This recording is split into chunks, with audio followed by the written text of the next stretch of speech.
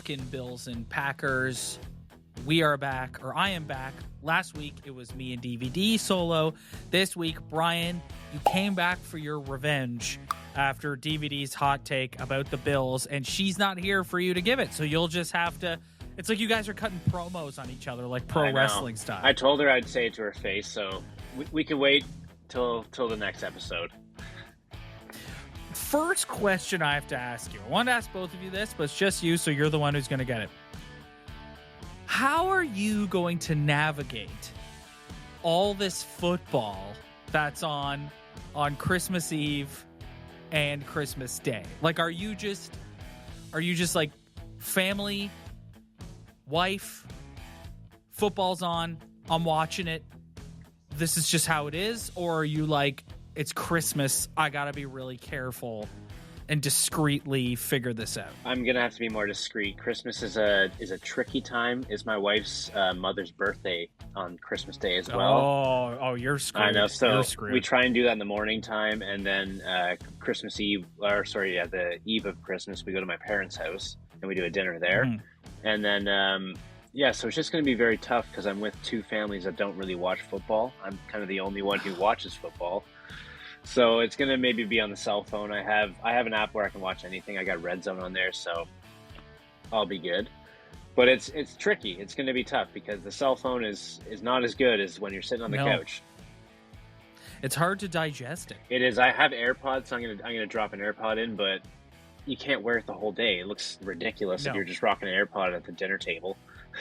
And everyone will be like, Brian, why aren't you engaged in the Christmas festivities? Luckily, my wife's family, they know I'm kind of a psychopath, especially with football. Like, I try and watch every sport on my cell phone secretly while we're at these places, but they know football I'm crazy about. So they have put it on the TV before.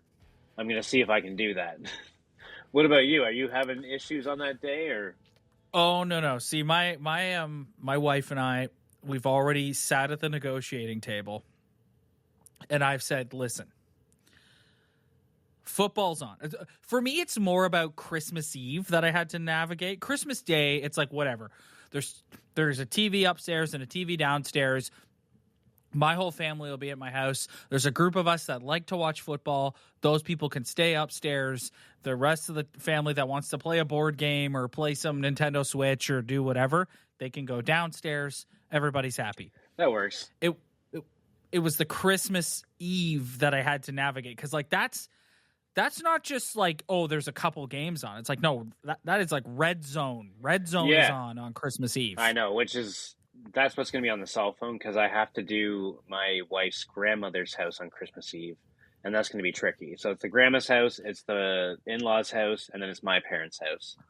So it's a nightmare. The last game on Saturday is Raiders-Steelers, and while that's a significant game from like a historical point of view, it's not a significant game in the current standings. No, I couldn't really care to watch that game, so that's a good time to be like, hey, so how's everybody doing? Need some coffee? Can I do any chores?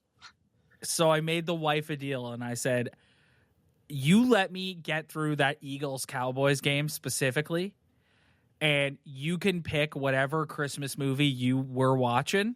That night, I am surrendering control of the television. It is yours. You pick the movie, and off you go. And we were able to come to an agreement.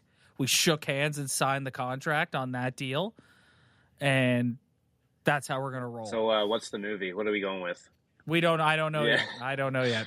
I will find out. If she's smart, she'll throw me a curveball and not pick a Christmas movie and pick some movie that I would never normally watch.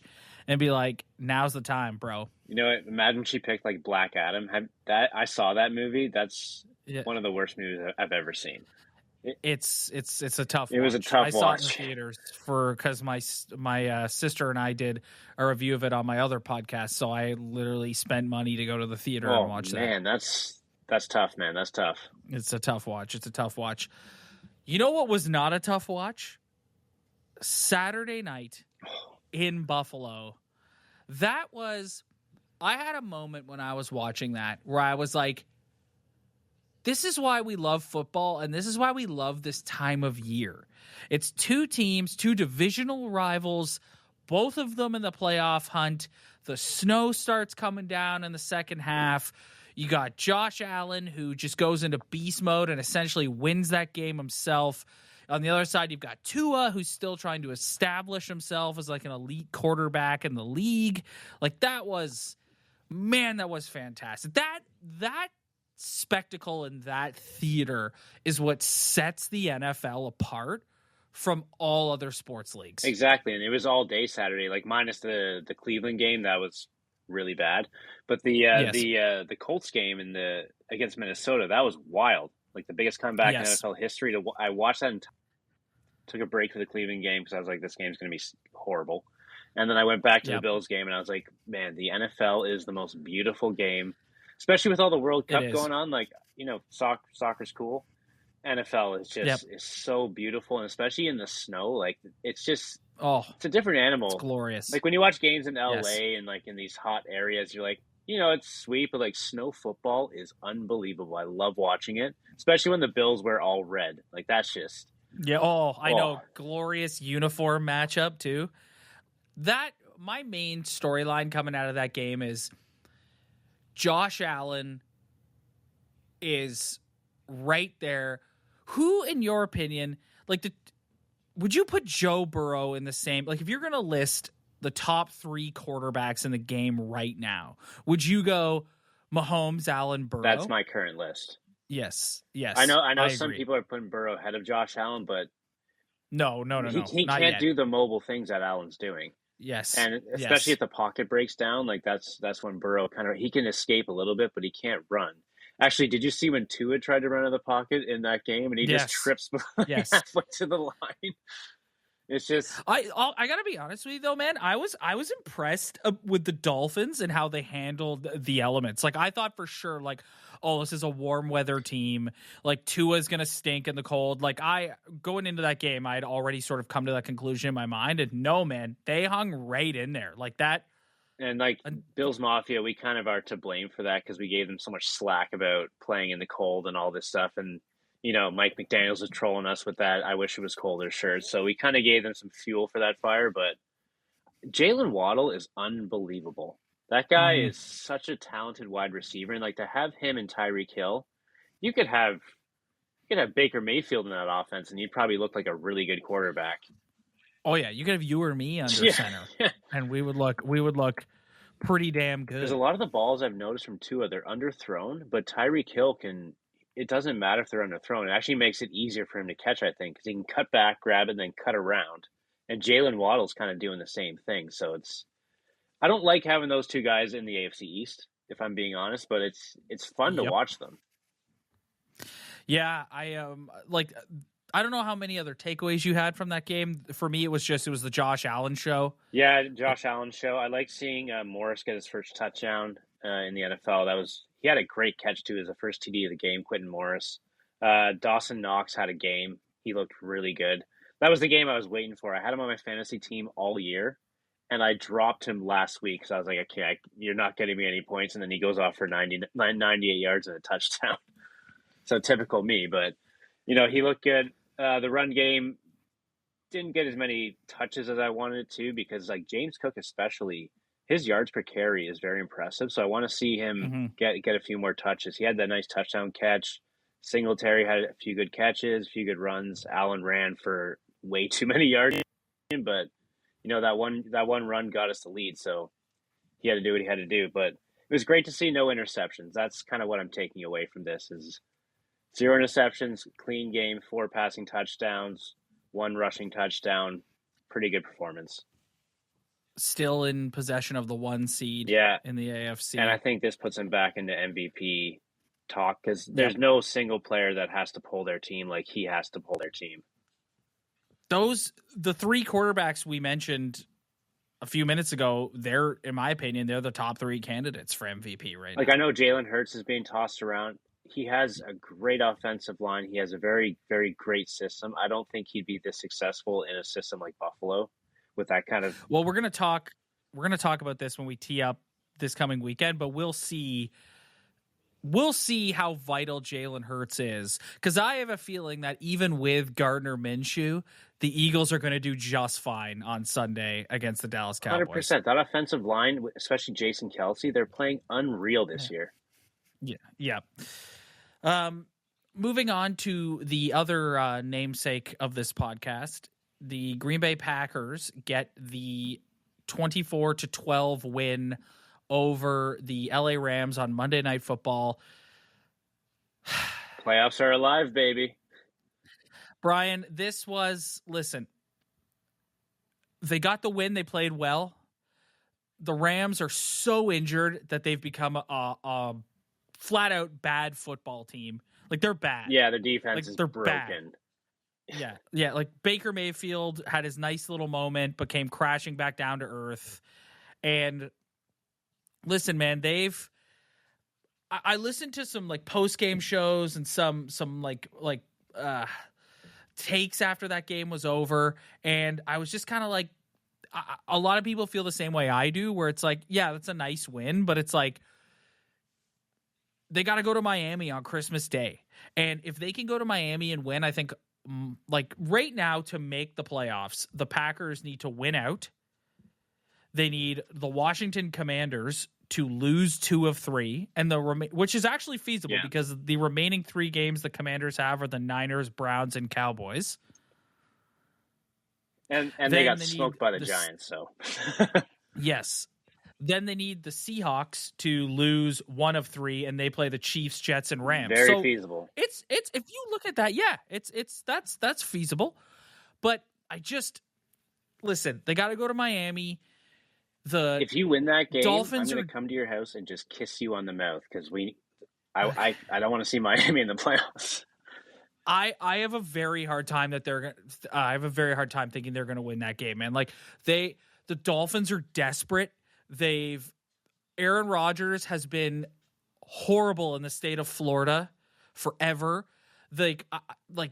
The Packers secondary is brutal. Like, the Dolphins have Raheem Mostert, who last year for the 49ers ran all over the Packers defense. Tyreek Hill is going to blow that secondary wide open. And Raheem killed the Bills defense this last week too. He's gashed them. Yes. Like, I just don't see, listen, do I see a scenario where the Packers offense goes in there and plays well and can put up some points? Sure. Like, Christian Watson had a great game against LA.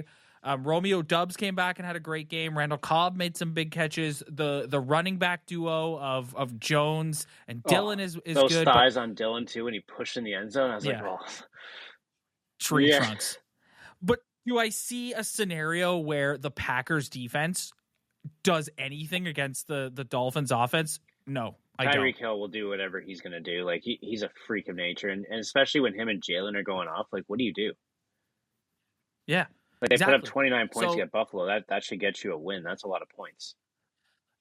If they go in there and pull off a miracle win over the Dolphins, I could see a scenario where the last week of the season, it's Packers-Lions, winner gets in the playoffs. That would be epic too, because the Lions have been a fun team to watch. And, like, if you guys can especially take down the Minnesota Vikings as well, that would be... Well, I think at that, I'm not as worried about the Vikings, because I think at that point the Vikings, they're in. Yeah. I think the Eagles are gone. They're going to get the 1 seed.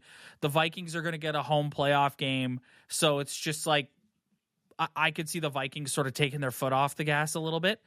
But yeah, this is going to be, they're going to have to do something that they haven't done all year, and that's go on the road and beat a good football team.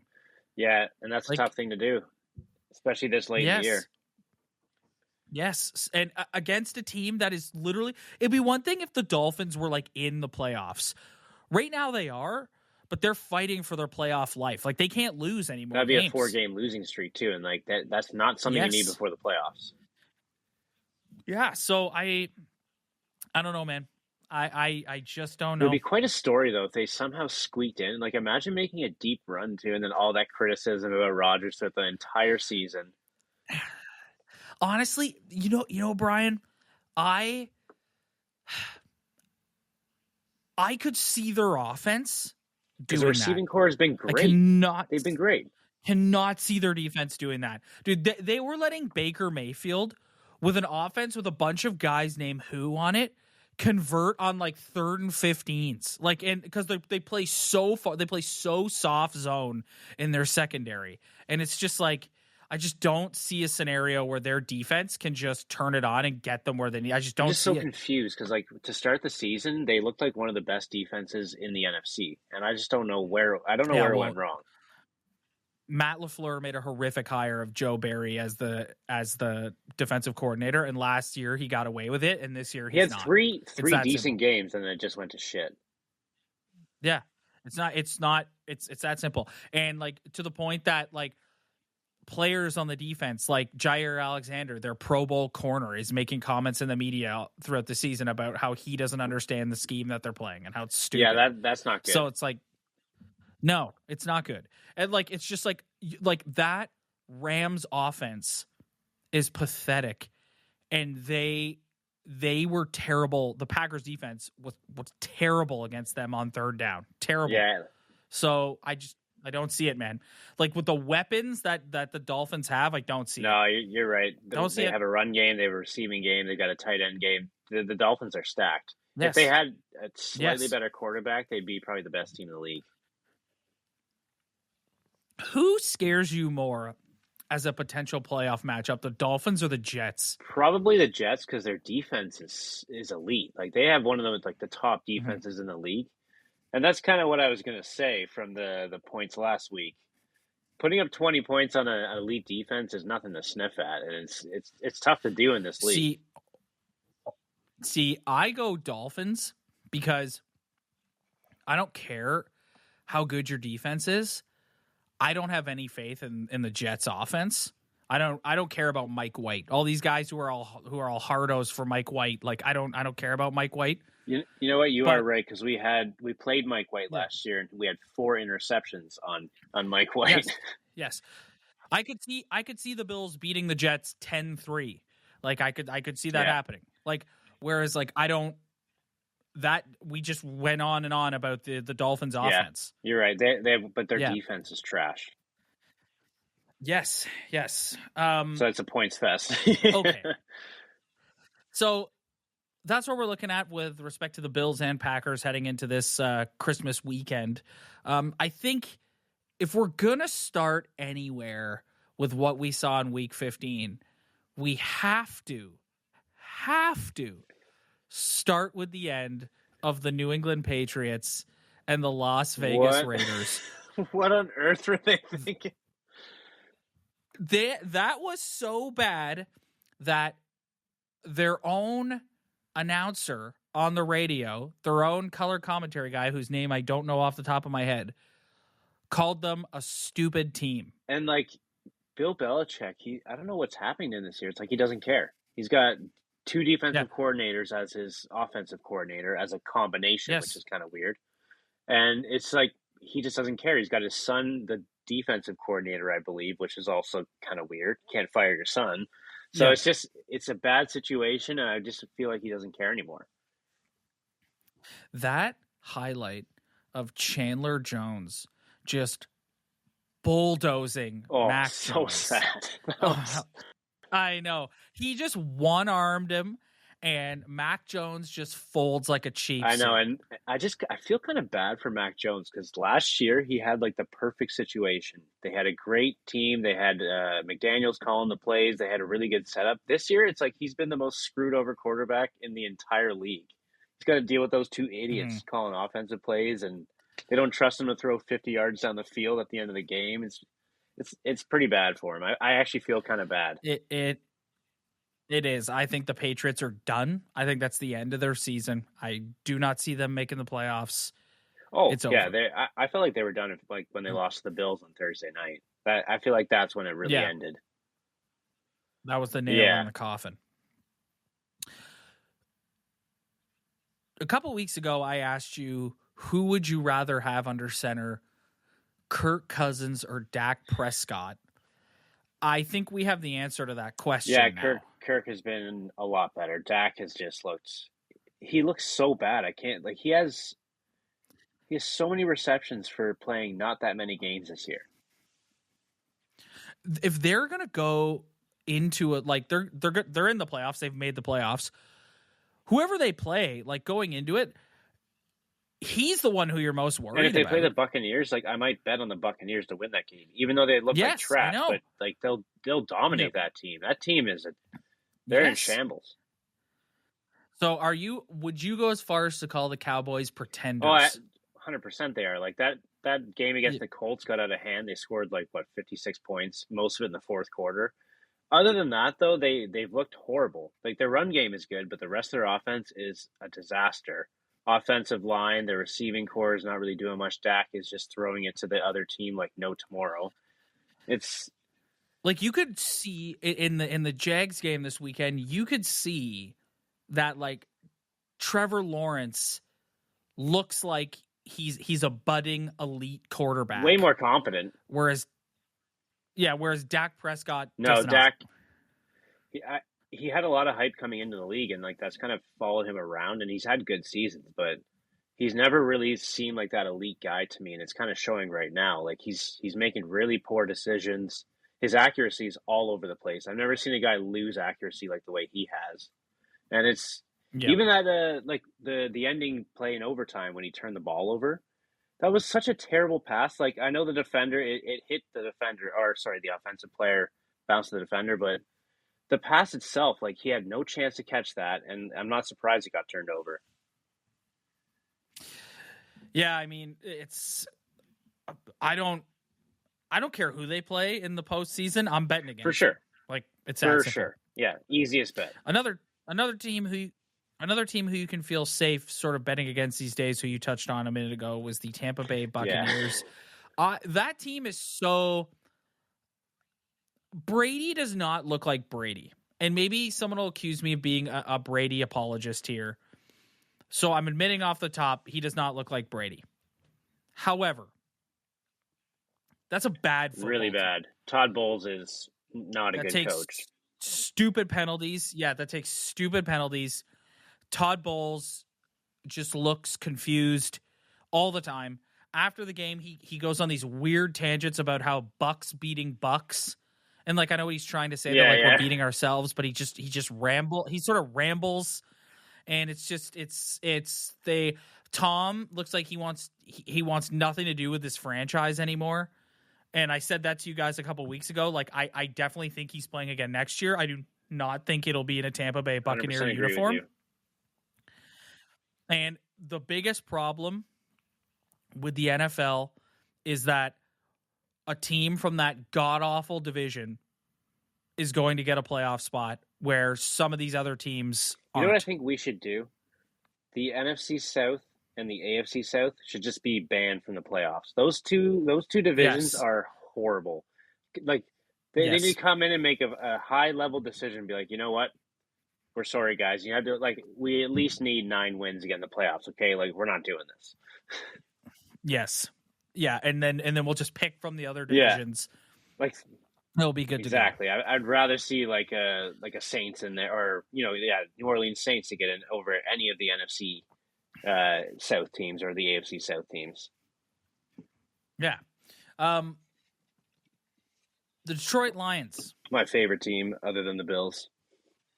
Yeah, my brother says the same thing, man. He's all in on this Lions. Jared Goff, I felt so bad for him when he got traded to Detroit, and then LA wins the Super Bowl and all this stuff, and I'm just so happy that he's playing well. Like he's a really solid dude. He's a great passer. He's horrible once the pass protection breaks down, but other than that, great quarterback.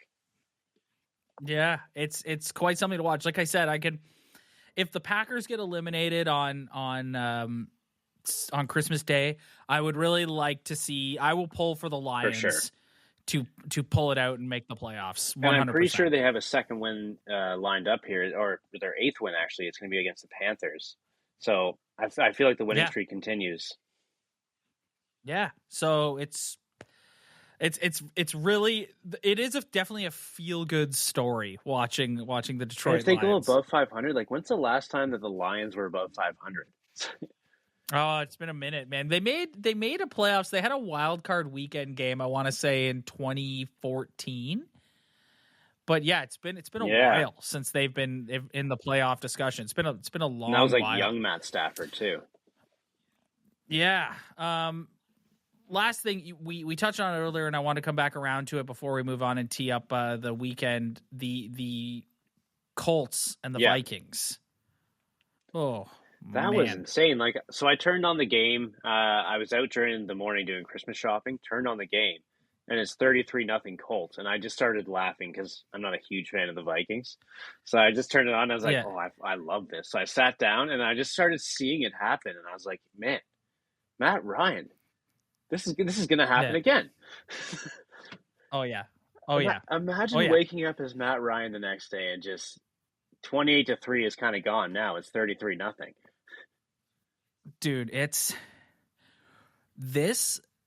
if you're an Indianapolis Colts fan, what a miserable season this has been for that franchise. Miserable.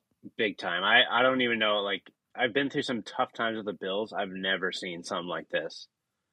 It's like the Jags last year. You just, everything goes wrong. Can't get your break. Yeah. It is. It's incredible. And they're an interesting team to watch to see what are they going to do at quarterback this offseason. Like someone like I keep seeing the name Derek Carr thrown around as a potential target for the Indianapolis Colts. I've seen that as well. I've seen him and Ryan Tannehill. Yes. Which would be the most Colts thing of all time. Sadder quarterbacks. Who would you, if you're gonna take one of those guys? I'm taking Derek Carr. Me too, because I think Ryan Tannehill has benefited a lot from having Derrick Henry. 100%. And like his last good season was 2019, I think. He hasn't looked good in the last 3 seasons. I know they were the 1 seed at one point last year. That had nothing to do with him. Yes. So it is what it is. All right. We touched on it on the top of the episode. Christmas weekend, full of football. I mean, the obvious choice for game to watch. Let's get this one out of the way. You know what? I'm going to add a game to the we're not allowed to pick it category, and that's Eagles and Cowboys, because that's such an obvious pick. I know that was actually going to be one of my picks. I have like 4 picks, though. It's pretty good weekend. All right. Let's hear one. The first one is the Giants-Vikings game. Yes, I want to see. Yep, I want to see how that one goes. Yep. I'll let you do one, then I can do a next one. I'm going to go with the Commanders and 49ers because the Commanders are another team that is fighting for their playoff lives, and the 49ers are a freaking juggernaut. And I want to see how Purdy looks again. He's been on a hot streak. I want to see if that continues. Yes. What else? I got the Bengals Patriots. I want to see how the Patriots bounce back from something like that. Like, I want to see what Bill Belichick schemes up, and I want to see the Bengals lose some more. I know that sounds bad of me because you're such a Bengals fan now, Rob, but for the AFC, it just is what it is. Got to see them lose a little bit more. Ryan, I'm telling you, man, one of these days, you guys are going to come on this podcast, and all of my Packer stuff is going to be gone, and it's just going to be orange and black. It's going to be a look as far as the eye can see. Imagine all your wall just jet black at the base and then orange over top. I am such a huge Joe Burrow fan. See, I am too. It's just they're in the AFC, and like we have playoffs. So, dude, I got to tell you, man, if you're gonna look at the NFC and say the Niners are the team to beat, because they're not the 1 seed, but they're in the mix, and they're like, this is a good football team.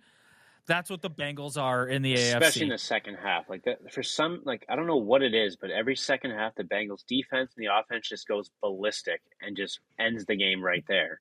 Like against the Buccaneers, they're down 17-3 and then just went scorched earth.